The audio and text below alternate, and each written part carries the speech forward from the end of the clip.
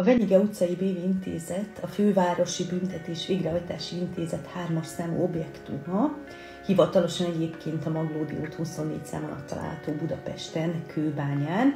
Ez a Maglódi és a Venyige út sarka, ezért hívják Venyigének. Ez a börtön az 1970-es években jött létre, munkásszállóból került kialakításra.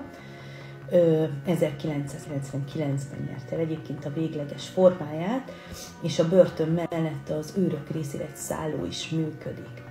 Ez tekinthető egyébként most hazánkban az egyik legmodernebb börtönnek, az árkák azonban itt is jellemzően túlzsúfoltak, és nagyon sok a higiéniai probléma is.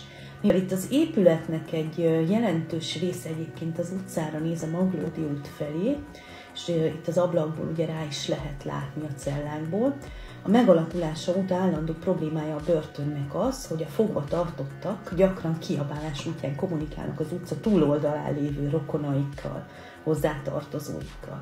A környéken lakókat az annyira elkezdte zavarni, hogy képzeljétek el, hogy 2011. március 1-ben egy új szabálysértési tényállást is megalkottak ennek köszönhetően, azaz betiltották a kintről befelé történő kiabálást, mutogatást, fényjelzést, 20 000-től 100 000 forintig terjedő pénzbírsággal büntetik.